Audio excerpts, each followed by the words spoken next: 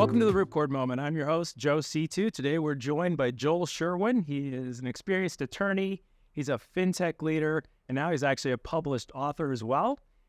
Joel, welcome to the podcast. Thanks. Really looking forward to our conversation today. One thing I want to mention about Joel is that he is really passionate about building financial products that really improve the lives of millions of people. You were the head general counsel at Dave, which is a fintech platform, and I think that has something over 11 million users since 2017, from what I understand. And now you're with a company called FloatMe. In addition to that, in between sort of your stints, you just recently published a book, 30-Day Guide to Building a Meditation Habit That Will Change Your Life. So we'll talk a little bit about that. And welcome to the podcast. Thanks, Joe. I appreciate it. Yeah, a couple of quick notes. I was the general manager There you go. at Dave. And yeah, the book, The Path, the 30-Day Guide to Building a Meditation Habit That Will Change Your Life. So yeah, I'm excited to be here. It's great to see you. So, you've got a lot of different hats, you wear a lot of different skill sets, but I know one of the things you're really passionate about is this idea of entrepreneurship, business owners, and the things we've actually been talked about in the past is we see their successes, right? We see the things that when we think of entrepreneurs and business owners who have a level of success, we see sort of the finished result oftentimes, and so we kind of tend to look up to that. Mm-hmm. But you've shared with me some of the struggles you've had and what you've seen with other colleagues, and what is it that we don't see from the outside looking in? Well, there's a lot that we don't see. I think you don't see the failures, really. That's the thing that I think young entrepreneurs, but really any entrepreneur has gone through, is the trials, the tribulations, the things that don't work, the perseverance, the pivots. You think, you're going to go in one direction and it doesn't work, or, you have to make some series of decisions that ultimately leads you to where you are. I mean, the famous example is, Amazon started as a bookseller, right? Right. Now sells everything. And, I know for me, you talk about trials, tribulations, challenges is, I think I have to have the answer before I start, and the most crucial thing that I've seen successful people do is they just start. They just get started. And then they just, their belief that no matter what obstacle stands in their way, they're going to find a way around or through. Yeah. So, on this point of pivots, how do you, when you think through and calibrate, because you said that a second ago, and I'm thinking through, like, I got to imagine it's a little more art than science, but how do you know when to stick with something and try one more time on it versus like, okay, we got to scrap this idea and we have to pivot? And, I don't know if there's an example you can maybe share around that. I mean, that's a great question. I think, and even in the way you phrase it, what I'm thinking about right now is it all or none, right? It's not a scrap or pivot, right? Okay. It's almost like, what pieces of this is working and what of this does it, needs to change, to tweak, change, and I think oftentimes we think in black and white, all or none. And at least in my experience, having worked with, startups, growth stage companies, entrepreneurs, business owners, is that it's all these sort of shades of gray, right? And they're taking what works of an idea, because very rarely does nothing work. Does no one buy your product? Right. Does no one sign up for your service? And so, what about that works? What about your audience is it not resonating for, and why? And then making those, like you said, tweaks and refining it. So absolutely. It sounds like part of what you have to be really skilled at if you're going to be in this entrepreneurial path is obviously reflecting back on and being able to critically evaluate, like you said, what's working and what's not working, Mm-hmm. and then thinking through, okay, how can we add on to what's working and continuing to go down that road. I would imagine that takes a lot of mental fortitude, a lot of being able to handle disappointment. And so what would you say is a mental formula for someone who, wants to be an entrepreneur or a business owner? I think mental fortitude, perseverance is absolutely key. And I think, if I think back into my own experience, getting comfortable with the uncomfortable, right? Getting comfortable with this being part of the process, right? Because, if it's part of the process, then these disappointments, these, people from the outside may call them failures. They're not. They're just part of the process, right? Sure. And so just like when you hit a home run, running around the bases, first, second, third, fourth, is part of the process. Hitting a triple is not a failure, right? Sure. It is part of the process. And so I think, that's the way that I've seen it work.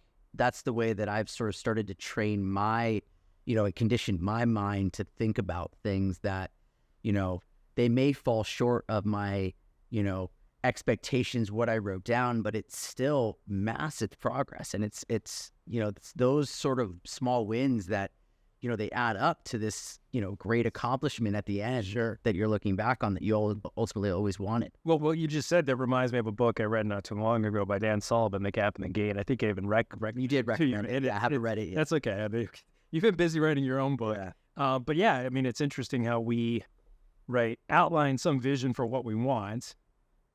The reality is sometimes we're not quite there, but if you don't take time to calibrate and look back at the gain that you made, right, then naturally you'll feel like there's this level of failure. One of the things you've mentioned to me in the past that I think kind of ties in, I'd love to get your, for you to unpack it a little bit more, is about this idea of confidence meets determination. What do you mean by that? Well, I think confidence is something that, historically you're told, has to be earned through like your life experiences. And the problem with that mentality is, what the way you feel is what the world sees, right? And so if you're out there trying to gain confidence, and I'm not saying this is the wrong way to do it, just saying if you're out there doing it and you're not getting that feedback in return, it can slow your progress. Meanwhile, if you believe in your utmost capability to do something, and that confidence grows sort of, in inside of you, that's what you reflect in the world, and the world starts reflecting that back. Sure. And so I think being determined, everyone understands that to accomplish anything, you have to have some, determination. Very rarely does something fall into your lap, right? And certainly I assume anyone listening to this is not that type of person to expect those things, to just magically fall from the sky. And so we already know we're going to work hard for something. The confidence piece is that, trust and confidence go hand in hand. And when you're trying to pitch a product, a service, design something, get people to work with you, they want to believe that you know what you're doing, even though you may be scared every day. Every single entrepreneur, including myself, has been scared. Oh, naturally. The majority of the time. Right. Yeah. But it's that confidence that they have that, like, I don't need to know the answers right now. I'm willing to do what it takes to figure it out. And at the end of the day, the only one who determines my success is me. Sure. Yeah. So let's take that maybe a step deeper, because we're getting into a little bit about sort of your own personal journey and how you dealt with, the pressure of, business, a young family. You're a very dedicated, family man. You also make a lot of time for, yourself in terms of your own spirituality, your growth, and you're passionate about golf. This is a lot to juggle, right? Yeah. And so as a young entrepreneur, what are the tools that you have found that have been helpful to keep that balance in your life? I mean, balance is tricky. It always is. It's something that every year on sort of my list of goals, I put down as a main focus, because, the way that I look at balance is not necessarily for a day, because some days get crazy, but I sort of think like week to week. Yeah. Can I move the chains on the things that are important to me, right? And, so you definitely summed it up. I do a lot of things for myself. I mean, that I'm in recovery. I've been sober for 20 years. I have a certain routine that I have to do to maintain my sobriety. I have meditation. I have journal. I have my family, 2 young kids, and then golf. Yeah, golf is a whole other addiction, which I'm okay with, made my peace with, but it's certainly time consuming. And, I think for me, I have a hard time if I try and do everything all at once. And so what I do is in my sort of daily journaling, week to week, I think, what am I going to work on this week? And I pick 2 or 3 things. And by the way, that's not from me. Ben Franklin talked about that in one of his books. Okay. That he would have this list and would pick a few things to work on. Yeah. So I feel like I can pick a few things to work on. Like, for example, right now I'm listening to a book about my marital relationship. Okay. And I'm reading a book about my parental relationship. So right now I'm sort of focused on relationships. I love, it sounds like you've kind of gotten to a place where, because I think nowadays with the amount of information that's thrown at us, with just the pressures of like trying to do it all, right? It sounds like your formula has become on a weekly basis, maybe you have 6 or 7 things ultimately that you might want to do over the course of the year. But that for this week, those 2 or 3 are going to be the ones you move the needle on.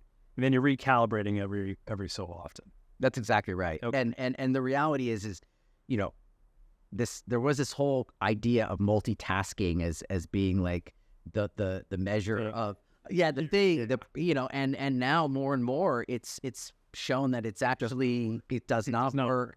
You're much more productive in sort of these, short bursts of focused time. And so that's what I'm trying to do is to, figure out, and I actually talk about this in the book, figure out what my most productive times are for the certain activities that I want to do. And then I sort of double down in those times. And would you use that when you were working at like Dave or now at Float Me? I'm assuming it's a formula you use for your business life and your personal life. When is, your best creative time, or when is your head in the best place to do that deep work and make sure that's when you're focused on getting those big, high, sort of those big rocks achieved? Yeah, absolutely. I mean, to me, it's all about output, right? And so if you're spending, which I've done in the past and it didn't work, 60, 70 hours a week working, and you're just absolutely drained. I mean, not only does research show that that's counterproductive, but just the way that you feel, it's mentally and emotionally exhausting. And so I'm really trying to, schedule my time to where I can sort of maximize the output. When it sounds like you're not going to be able to show up in your marriage or with your kids and those relationships you talked about earlier, as your best self. I know I can't do it when I'm drained. Yeah, same here. So let's maybe pivot and talk a little bit about the book. And, you've taken on you did not too long ago, took on a new role as a writer. Where, I mean, you were doing this crazy thing, I think, where you were getting up at like 3 a.m. and writing from like 3 to 5. That's right. Okay. So what prompted this? Talk a little bit about the book and sort of what you learned through that process that maybe you can even apply to your entrepreneurial life. Yeah, sure. No, and it actually, it does correlate, which I'll talk about. So a real quick synopsis of like my motive for writing the book was, sort of at the, after year 1 of the pandemic, I was really starting to feel a lot more anxious. I wasn't sleeping well, started to have, a lot of fearful thoughts. And this is with 18 years sober and having done a lot of things to sort of condition my mind and feel centered and with fearful thoughts. I mean, was this basically related mostly to work? Was it life in general? Everything. You name it. Okay. I'd wake up in fear, worry, and dread. Okay. Around everything in life. Everything in life. And for anyone who's ever felt that, it's exhausting. Sure. You wake up from sleep exhausted. Yeah. And so, thankfully, I have enough experience to sort of, know where to seek answers and help. And so, it was like therapy and I went back to sort of like the basics of my sort of spiritual program. And, I kind of found something that I had missed, which was, consistency in a meditation practice. Mm-hmm. I had meditation throughout my time in recovery since I was 19, but, there's something that I had missed about like consistency and it's that accumulation, what I had found. And so I spent time starting to meditate and sort of figuring it out. And what happened was like this transformation, which I hadn't felt in like 15, 16 years. I mean, my whole sort of mental outlook and attitude changed. As a result of, like, over how long of a period of time of meditation was this? Over like a month? About 90 days. So 90 days consistently. Correct. It was like, boom, something changed. Now, it took me about 8 months to get consistent. Right. But about 90 days of consistency, I had this experience where I stopped judging my practice. Okay. And I stopped having expectations. And I would start, like, my mind would be quiet. You know, I also started to couple that with journaling, and journaling helped me to sort of empty out a lot of the sort of monkey mind, rapid fire thoughts that, you know, mostly are repetitive and, you know, partially destructive. Yeah. Certainly counterproductive. And so I wrote about this experience in this book. And what happened was my wife and I, we sort of, you know, sit on the couch and kind of watch TV, and then I would do my most destructive habit, which is snack. I'd literally just sit there and I'd just eat for like 2 hours right before I go to bed. You don't look like it. And well, I appreciate that. But it was like, oh my God, I got to do something. And so I basically, you know, I had heard Mark Wahlberg had this crazy schedule, you know, shout out to Marky Mark, right? And that he would wake up early and do cardio. And so I just said, you know what, I'm going to start going to bed earlier. Okay. And I'm going to wake up earlier and I'm going to see what happened. It wasn't like I'm going to write a book. Right. And what happened was that I would wake up, I'd be inspired to write this sort of this story that I feel truthfully could help other people, you know, which has always been something, you know, whether we talk about building financial products or, you know, talking about meditation, is something that, you know, is near and dear to my heart. Part of your DNA. It's part of my DNA. Yeah. And so I did. And I had this experience as I was writing the book, of sort of being, you know, going from this fearful time in the morning to this really sort of, you know, introspective knowingness, you know, in the morning, peace, you know, very peaceful, you know, and I just loved it. And before I knew it, you know, I had this story that I wanted to tell. And the way it's connected to entrepreneurship is, you know, the most important thing you can do is start.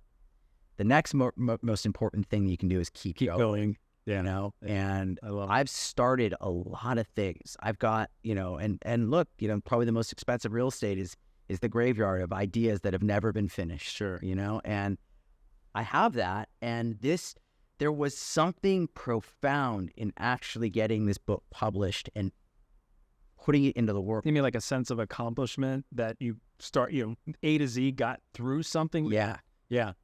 Okay. And you know, it hasn't been that long, right? We're sitting here, it's in February or end of January, and the book, you know, was published in December. And so, you know, that experience is still working on me. Sure, naturally. But I'm really optimistic and hopeful that this will be a sort of springboard in my own catalyst and my own entrepreneurial journey to take on the next challenge. I'm sure it will. Let's pivot the conversation a little. You mentioned something in one of our conversations about this myth of being lazy in downtime.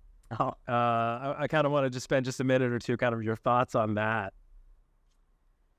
Yeah, I mean, hustle culture, right? Hustle porn, like the whole idea. I haven't heard that one. You haven't heard that one? Okay. You know, this whole idea of, well, you know, that comes from like the Instagram where you see, you know, the guy like, you know, grinding all day. And, you know, look, the Naval Ravikant talks about it. He says that, you know, he does what he loves, he does for 16 hours a day. And so if you're, quote, working, you're never going to be able to compete because he's literally just living, and he's turned his, you know, his passions into his life. And I mean, look, I think that's great. I certainly, we all pack a lot in. But like a perfect example is, you know, I woke up for 8 months at 3 a.m. to write this book.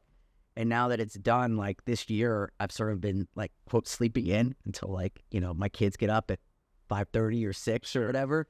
And it's really easy to turn, you know, the attention on myself and get overly critical and say, you know, well, what am I doing? And all this stuff. When the reality is I just needed a rest. I just needed a break, you know. And so I think this idea, it's really honoring yourself. It's really knowing yourself knowing, what you need, honoring that. And by the way, I have only figured out how to be kind and empathetic towards others when I am kind and empathetic towards myself, give myself grace, be forgiving of myself, and to be honest, like really understanding where I'm at. Especially as a man, I don't know. It's hard sometimes to answer the question, how am I? Yeah. Right? How are you, Joe? And it's like, you sort of pause.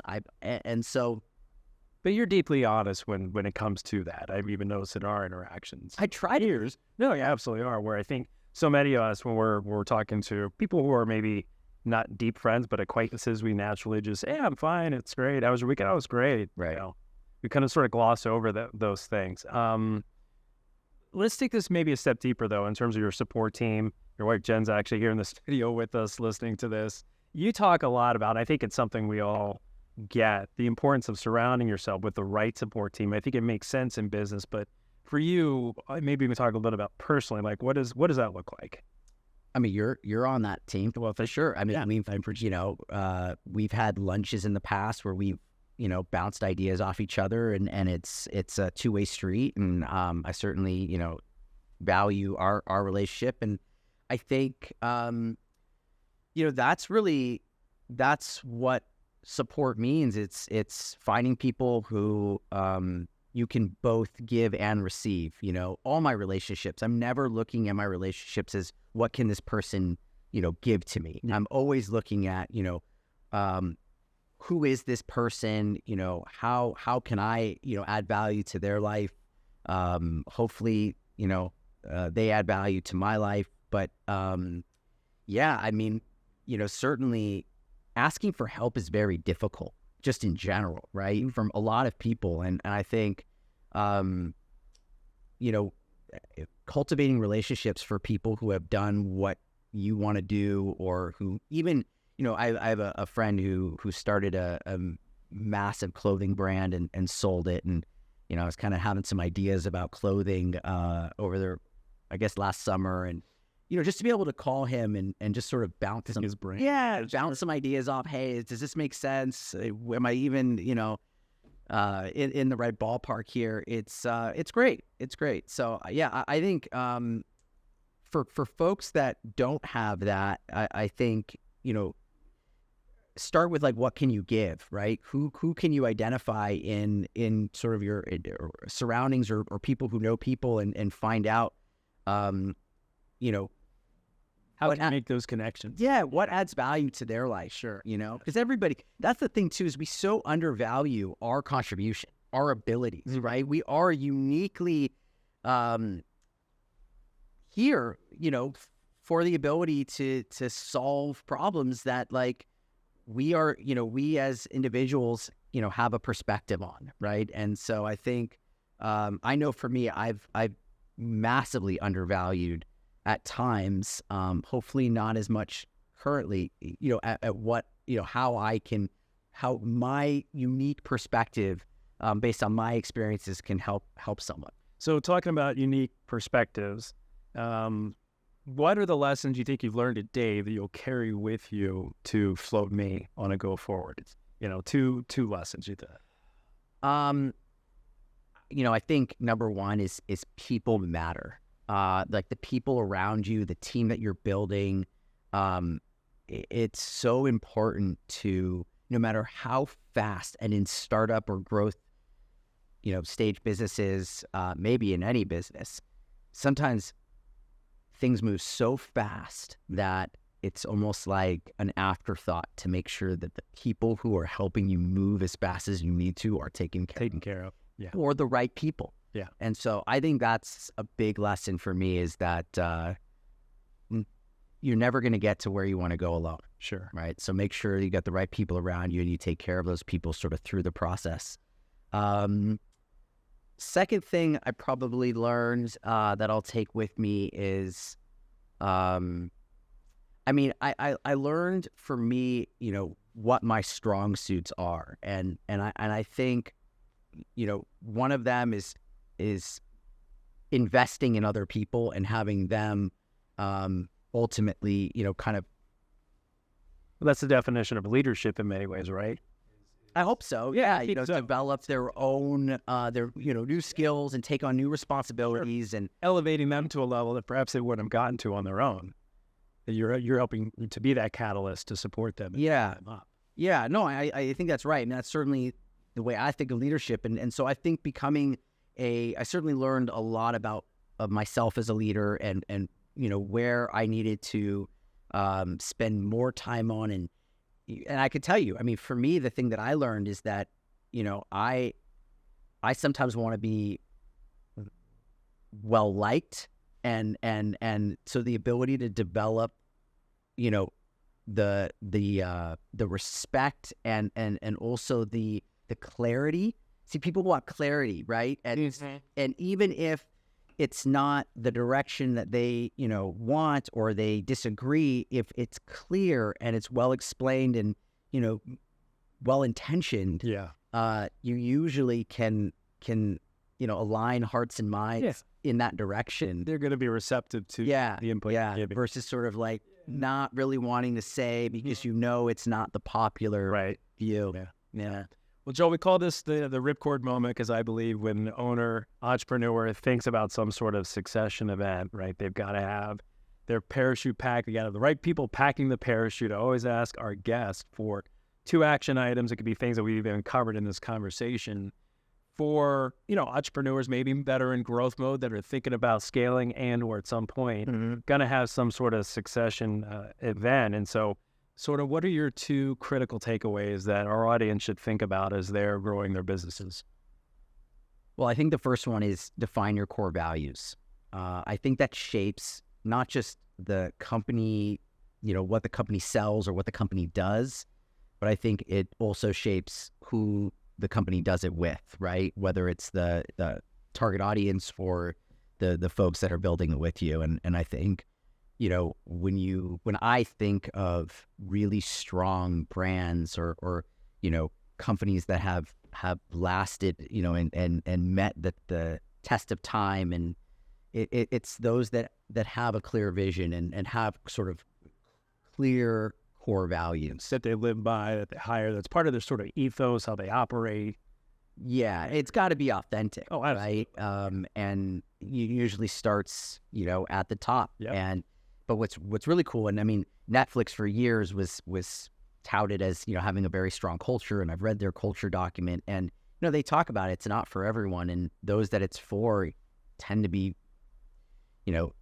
passionate protectors. So they buy into. They buy in, and if they see it's not being upheld, they will address it themselves. Yes. And so it's very self-regulating. I like that. Yeah. And then the second one I would say is, before you build it right, make sure what you're building is the right it. That's not mine. It's from a book called The Right It. But I found it so interesting because the book starts out with the premise that a great idea is not enough, and I'm sort of nodding along, and I say, yeah, of course, you got to have right execution. But then he follows it up and says, a great idea with the right execution is not enough, and that's what really stopped me.